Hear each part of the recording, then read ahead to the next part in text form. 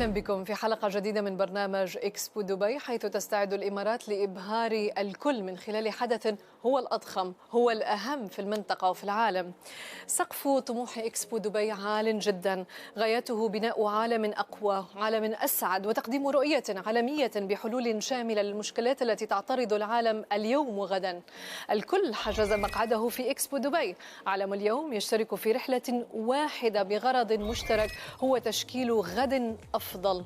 رحلة اليوم ستأخذنا لجناح دولة السويد، ترافقنا فيها السيدة بولين مدني رئيس مجلس الأعمال السويدي، التي اقترحت أن نلتقي بها في أيكيا هنا في دبي. هذا الفضاء الرحب الكبير المتنوع سأبحث عنها هنا.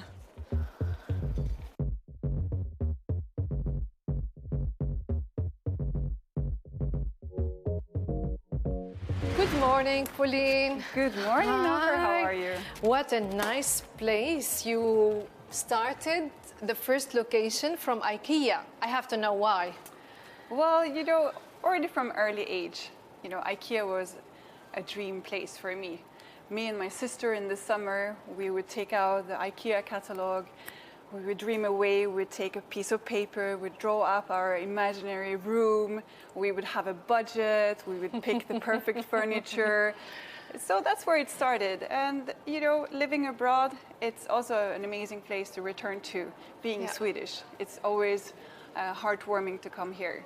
I'm sure you have memories with IKEA. I'm sure you still buy from IKEA, assemble things with your family?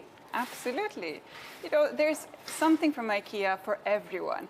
If it's for the new couple that wants to start their home, if it's for someone who just had a baby, safety is very important for IKEA, so you can find really practical things for your family, from someone missing their Swedish jam.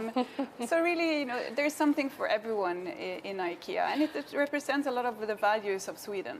We will talk more about Sweden and IKEA after this break. سنعود بعد قليل، ابقوا معنا.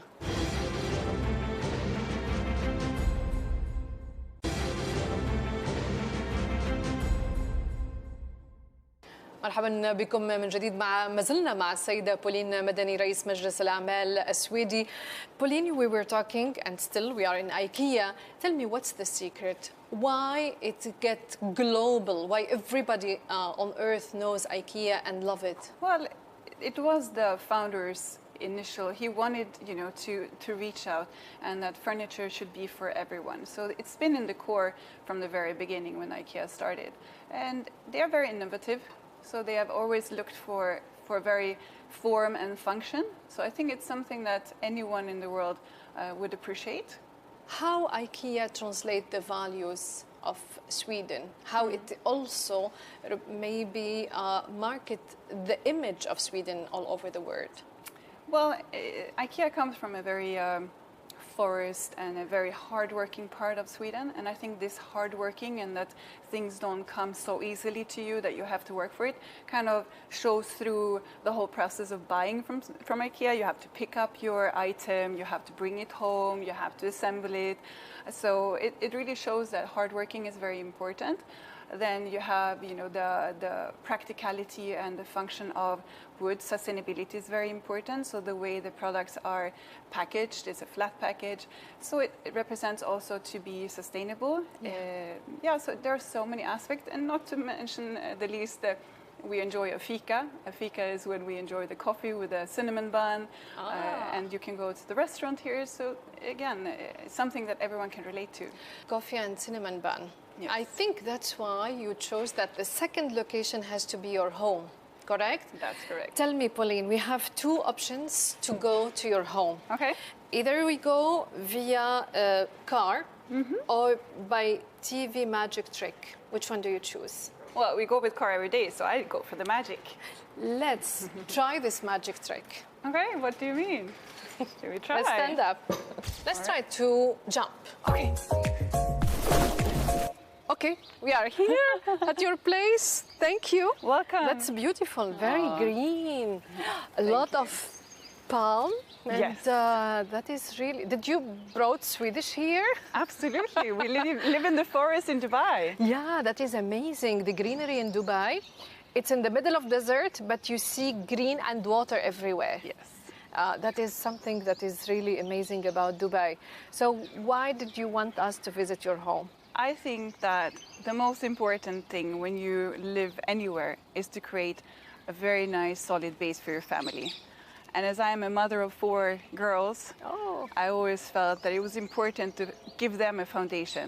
And although we are not in Sweden, I wanted them to feel that this is where we belong. It was always my intention to make it a place where we belong. So that's why my home was always, protection. Yeah. And what better place than here? When and why did you feel that Dubai is the place to be for you and your family? We lived in Riyadh prior to this for 5 years. My husband was working there, and then we were thinking about what's our next step in life. He's an Arab, I'm Swedish. So we thought, where can we find the best of both worlds? So Dubai, we thought it provides the Arabic background and culture that we both love. At the same time, it gives amazing opportunities for everyone. And as a woman, I wanted to have my own business, so it was a great place to be. Well, Dubai, it's always cosmopolitan. It's more than 200 nationality. I'm sure this is very important for your kids as well, to be with all cultures, all Absolutely. nationalities. How they are growing up, your daughters here in Dubai? They've been to the same school, so we've given them that comfort as well in terms of being in a stable place. And I think being amongst, as you said, 200 nationalities, I think in our school is around 100, but it's still amazing. Learning about different cultures, accepting and being flexible is something I'm always going to be grateful for. To understand that, different ways is not necessarily a bad thing, that we can grow and learn by getting to know different people from different backgrounds. So that, I think, gives them a strong start in life. Is it easy to raise a family in Dubai while you are a working mom, president of the Business Council? I always said it's the perfect place because, it is not easy. And, I'm blessed to be surrounded by people that are helping me.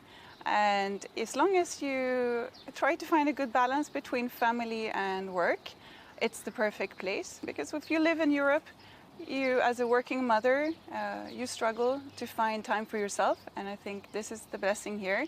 I feel well balanced. First, you started your business in 2006. Yeah. In what way Dubai helped you to build your business here? I mean, it's a very business friendly, and even it's growing to become even more business friendly. Every person, no matter which background, even if you want to have a freelance visa now, there are possibilities for that.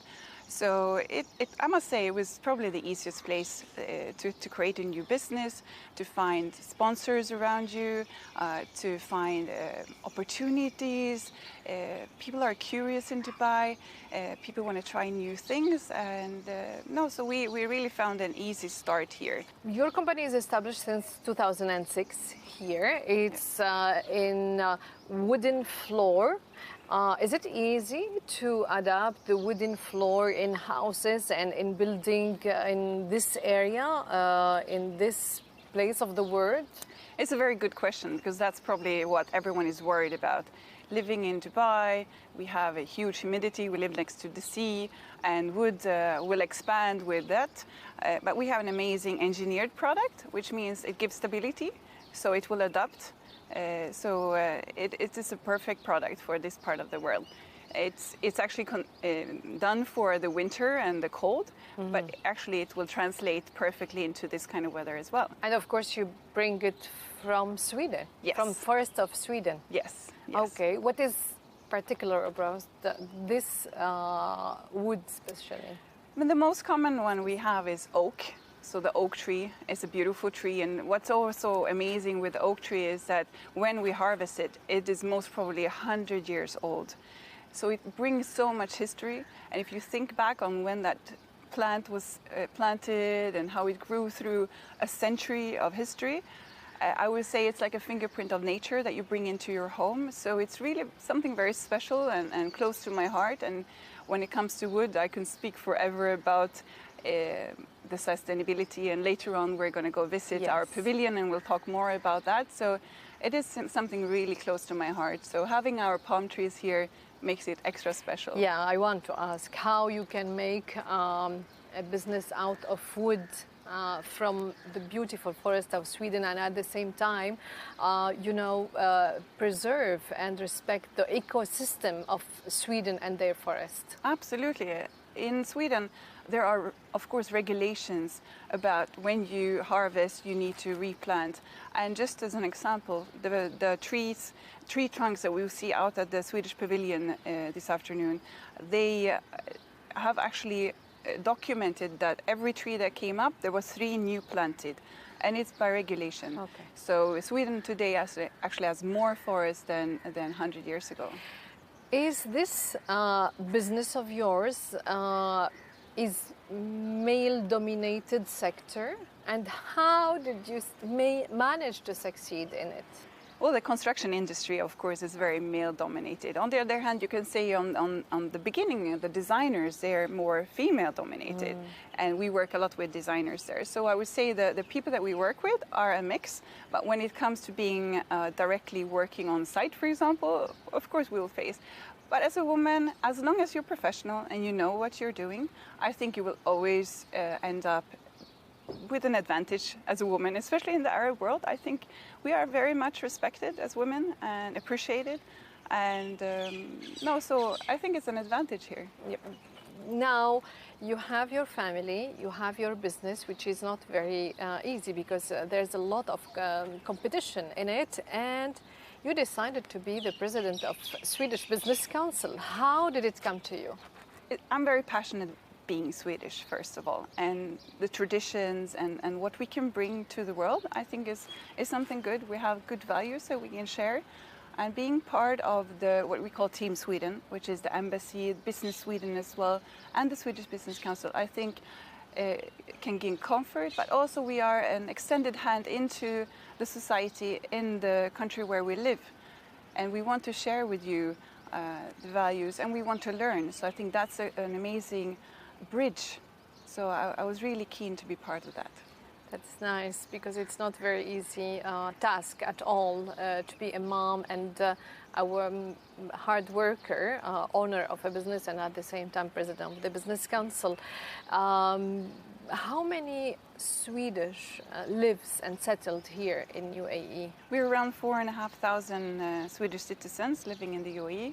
Small community. It's a small community. We have to remember that Sweden as such is only 10 million people.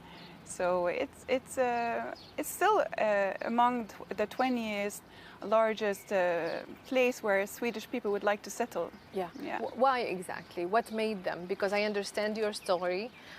You wanted a place that is reconciling between Western and Eastern world. What is the story of the other community from Sweden? Well, you will find really a mix between the multinational companies that find Dubai as their natural headquarter in the region. So naturally, the people will come with those companies.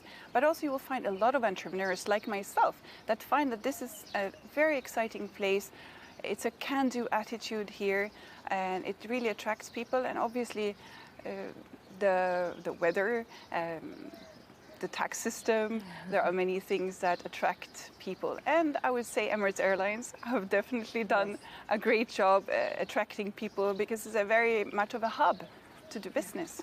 You started talking about business. That means we have to get ready and go to your office, talking about official and business things. But before that, how many palms do you have in your home?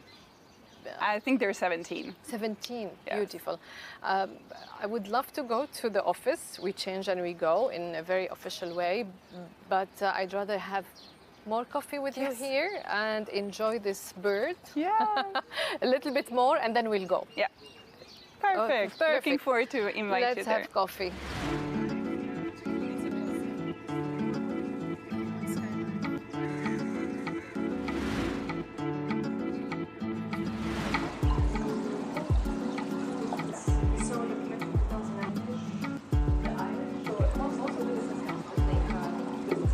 Yeah.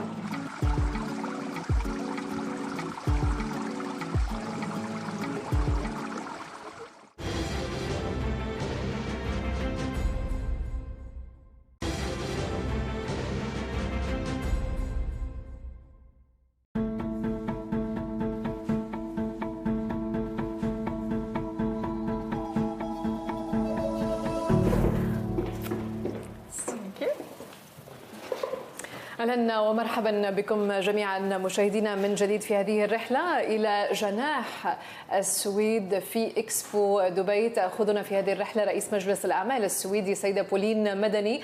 Welcome again. Now we are in your office and the Office of Business Council, Swedish Business Council.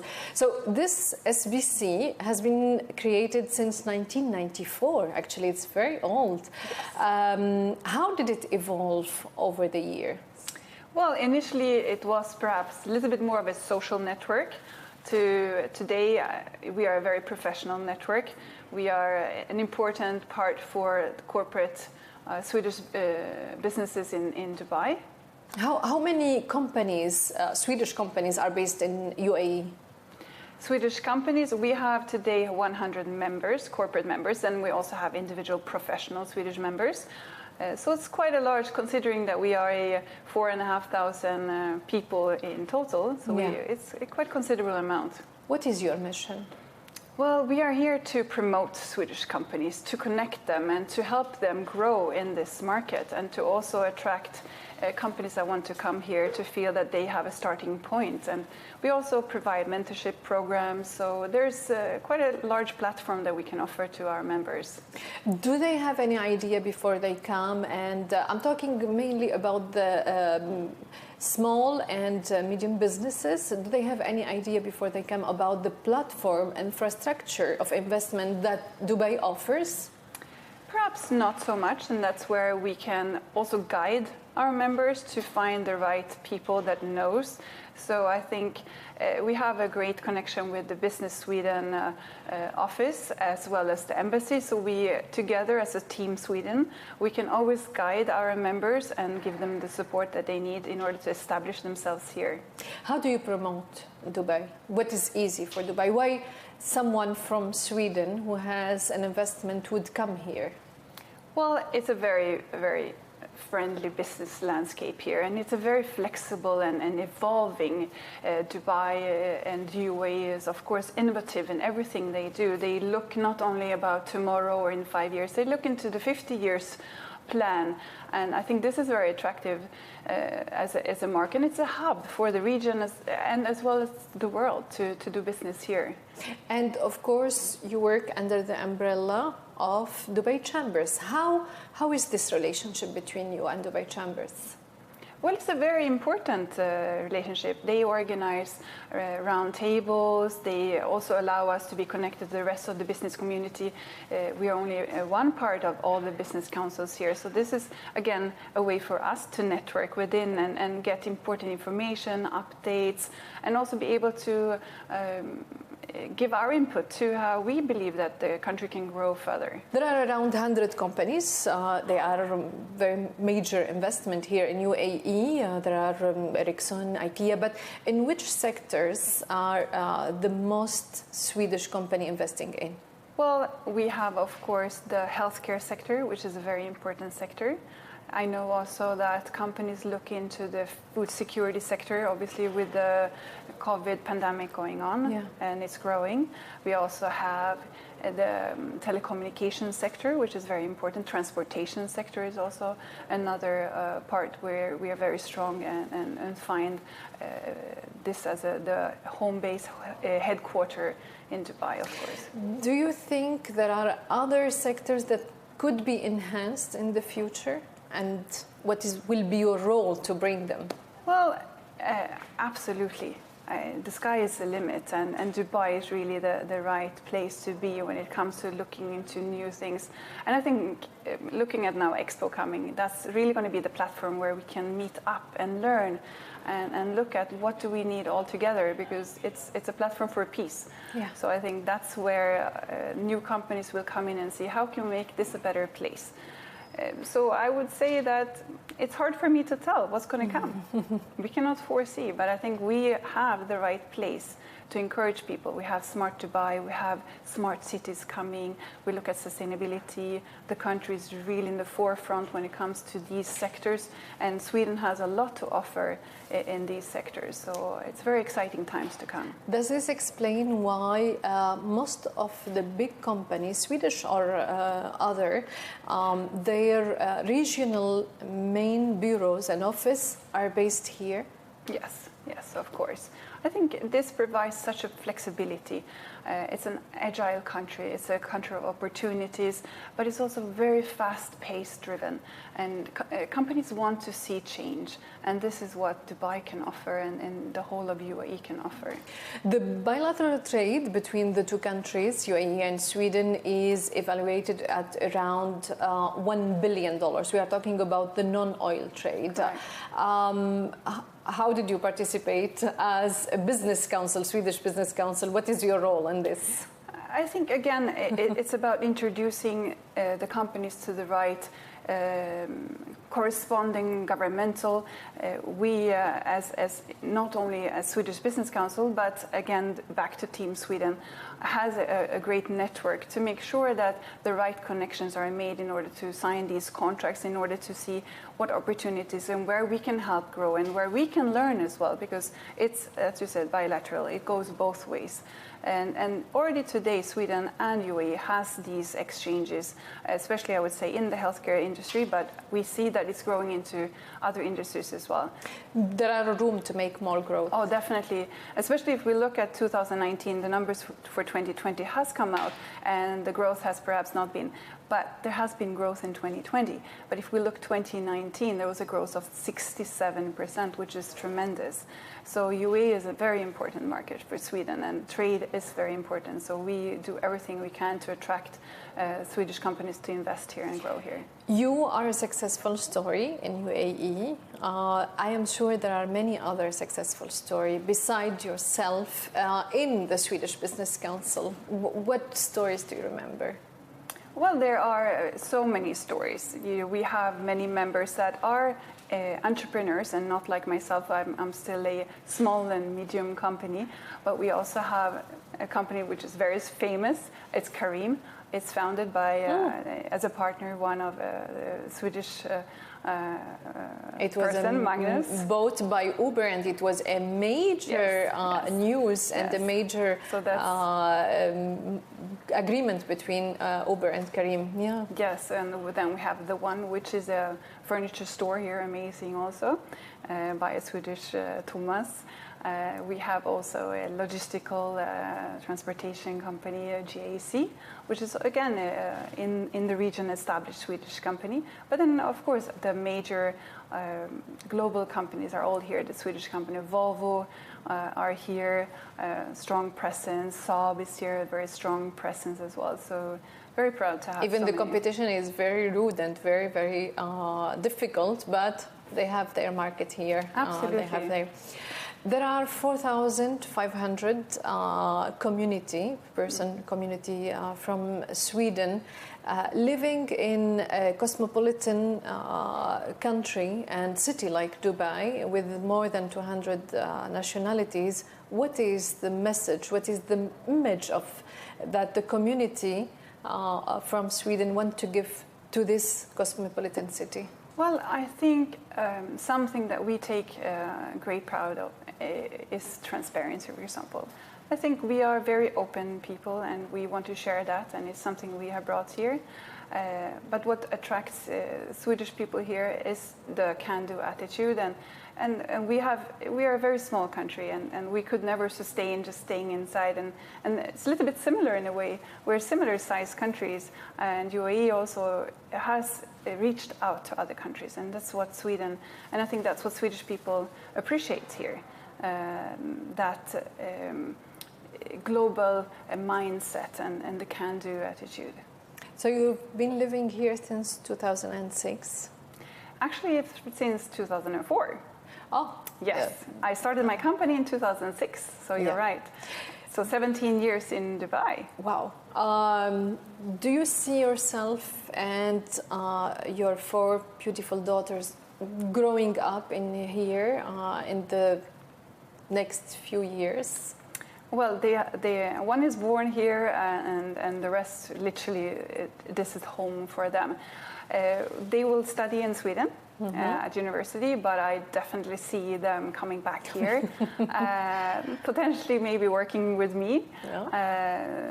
They also appreciate what Dubai can offer in all fields. I have one daughter interested in architecture, one who's an artist, so this is an amazing vibrant city. Absolutely. For everybody. Yes.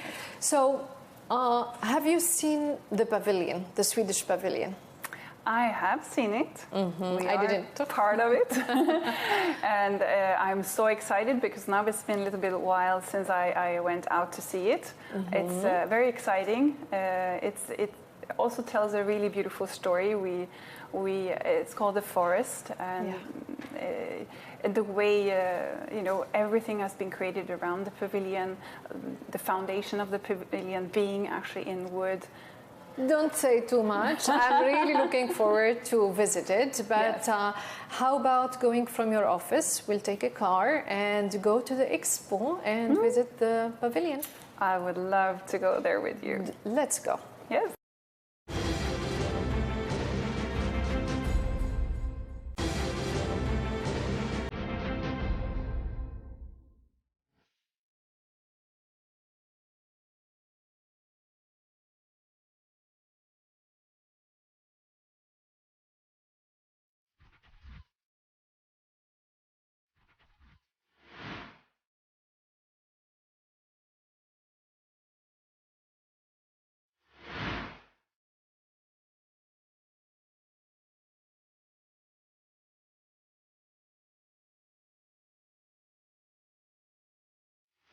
مرحبا بكم من جديد. وصلنا إلى جناح السويد في إكسبو دبي 2021 مع رئيس مجلس الأعمال السويدي بولين مدني. Pauline, we made it. It's a whole day of shooting. Finally. Finally. Thank you for bringing us here to the pavilion. And the good news, we have with us Mr. Jan Teslaf, the Commissioner General of Sweden participation in Expo 2020. Thank you for being with us. That is a very good thing that you are with us. You will explain to us everything about the pavilion, right? Thank you, Nofar. It's fantastic to be here with you and together with Pauline and the Swedish Business Council. That is great. Pauline, tell me, what does it mean for you that your country, Sweden, is being represented by this beautiful pavilion here in Expo? Well, it means everything. Living in Dubai for 17 years, this is an amazing opportunity to be able to showcase Sweden here in the UAE and across the globe, because we're expecting millions of people to arrive. Mr. Commissioner General, tell us, why was it important for Sweden to be part of Expo 2020? Can I tell you, I don't think we ever asked ourselves that question. Okay. It was very clear that we should be in Dubai for Expo 2020. This is a major event. The UAE actually exemplifies innovation, creativity. Especially now we are in the Golden Jubilee year, so there's also a special reason to be here to celebrate hope for the future, the technical and social innovation. That is amazing. This country is only 50 years old, Pauline, and we saw and we talked all along the episode how fast things are moving on in the country and UAE. Tell me, what is important for the Business Council, how it supports the pavilion?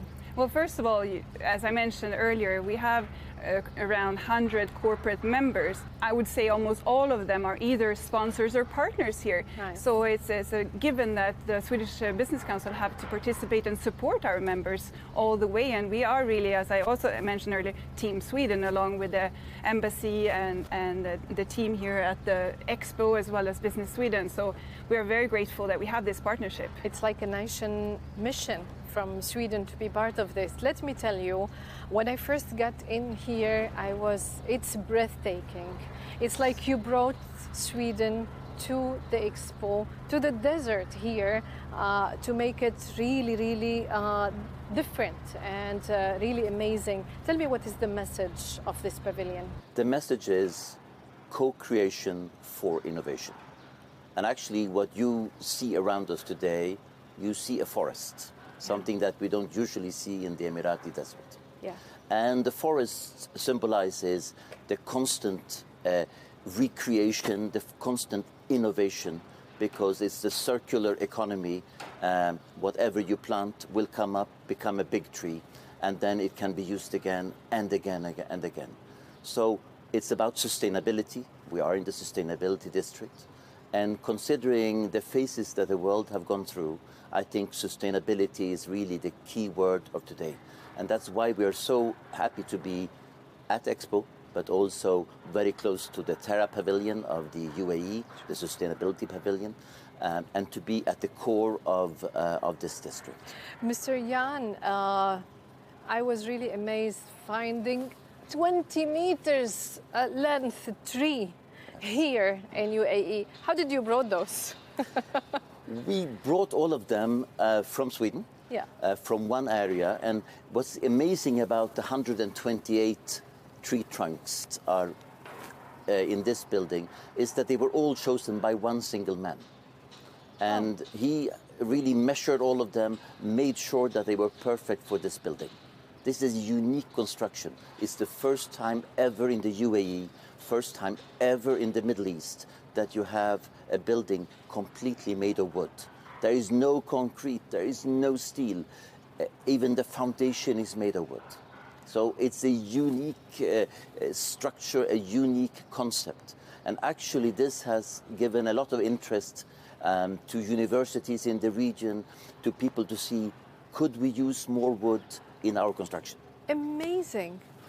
Nothing else but wood. Nothing else but wood. Everything in the bases, in the levels, and the floors, and the stories, everything is wood. Everything is wood, and if I could take you underground, you would see that even the foundation is made of wood. Oh, we'll go to the underground. I have to film it later on. You have to take me and see it. Yes. Tell me, what wood represents for Sweden, Pauline? First of all, it's always been a tradition that, for example, what I find very important is that when one tree is harvested, by law we have to actually replant one tree. But in reality, actually, it's more like 3 or 4 trees. So today in Sweden, we actually have more forests than we had 100 years ago. Oh, amazing. And wood is something, like Jan mentioned, is something we use for construction. So when someone says, oh, can we have wood flooring in Dubai? I said, of course, we can have wood flooring anywhere. Yeah, that is really great. And it's a wood that will really resist the humidity, the heat, the sun, everything? It will resist everything, and actually it's even better climate-wise than if you use other materials, because you will feel that the indoor climate inside the pavilion is much more pleasant, much more energy preserving than it would have been if we had used other traditional materials. True, it was breezy, even though it's a hot day today. Absolutely. Yes. Absolutely. Tell me, Mr. Jan, what do you expect to have in here, in this pavilion? How many visitors do you expect to have, and what do you want them to have as experience? I mean, we expect the world to come to Dubai. And of course, we expect those who come to the Expo to come to us. And I think we are very close to the gate. We have a spectacular pavilion. So I think that, I hope that people will really take the time and come and visit us. Take a walk in the forests. This is something for everyone. We'll have an exhibition on this floor.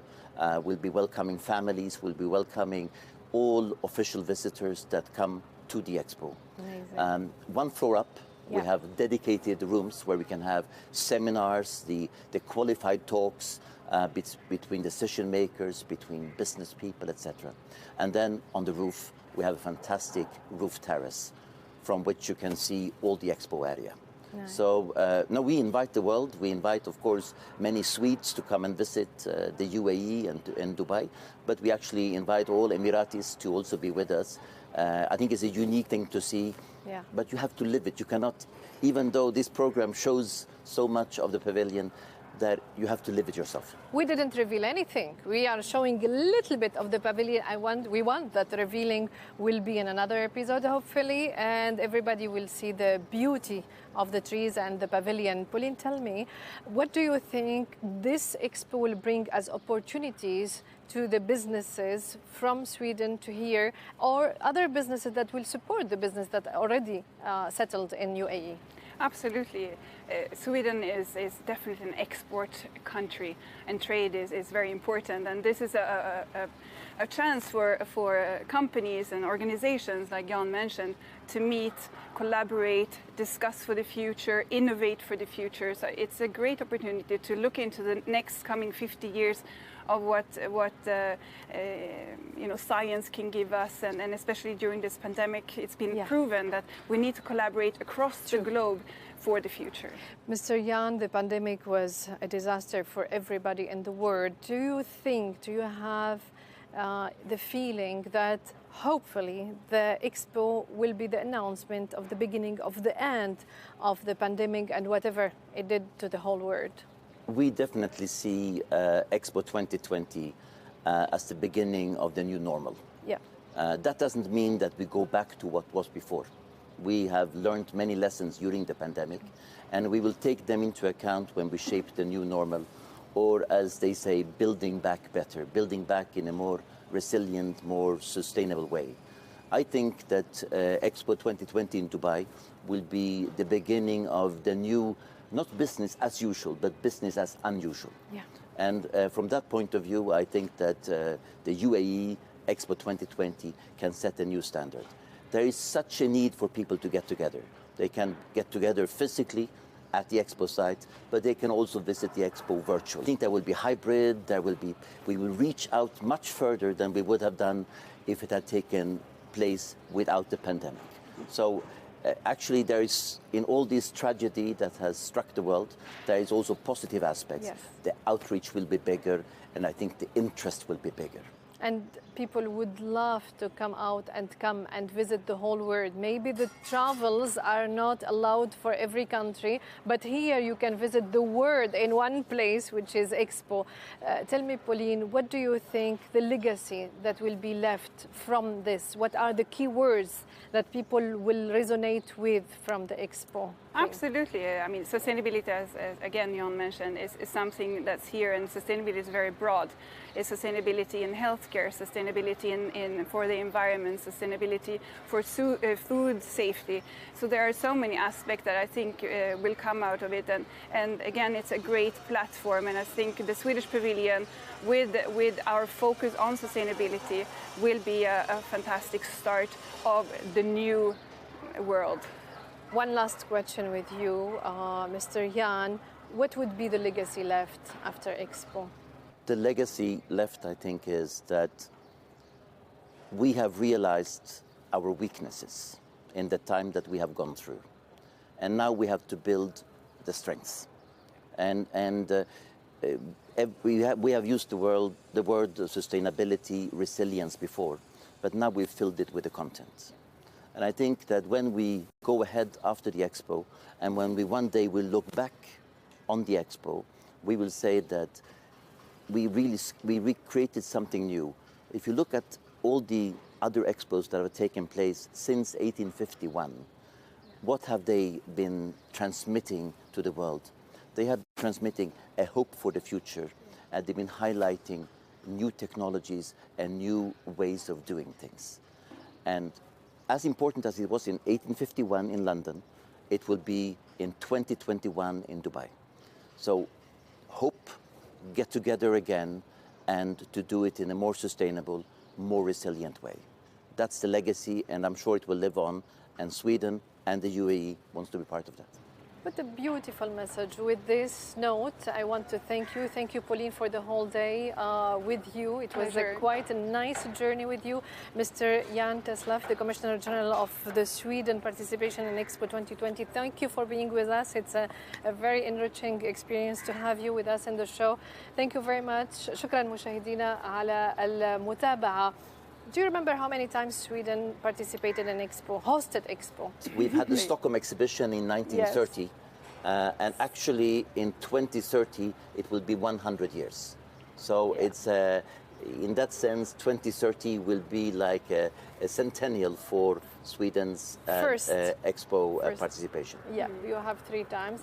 I want to go and visit with you the whole pavilion.